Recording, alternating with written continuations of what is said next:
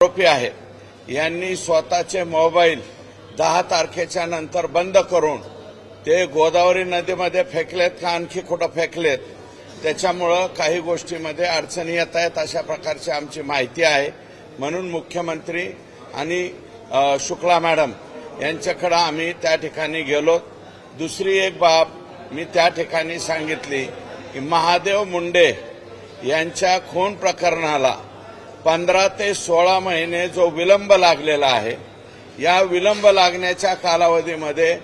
बीड जिल्ह्याच्या एसपी पासून परळीच्या त्या पीआय पर्यंत जे कोणी जबाबदार आहेत त्या विलंबासाठी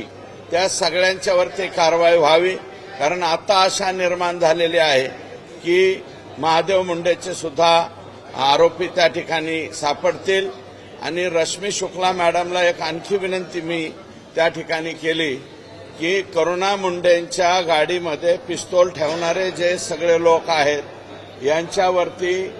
म्हणजे उच्च पदस्थ म्हणजे मुंबईचे म्हणजे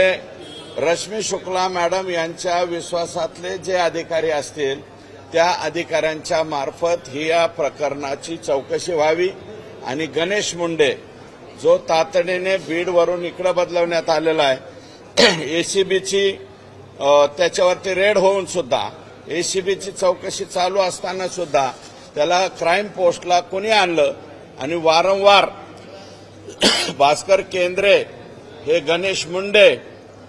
बांगर असे काही नावाचे अधिकारी आहेत जे 15-15 वर्ष एकाच जिल्ह्यामध्ये कशा काय नोकरीला राहू शकतात, या सगळ्या गोडगंबालाची चौकशी करावी अशा प्रकारची विनंती त्या ठिकाणी मुख्यमंत्री महोदय आणि शुक्ला मॅडम यांना केलेली।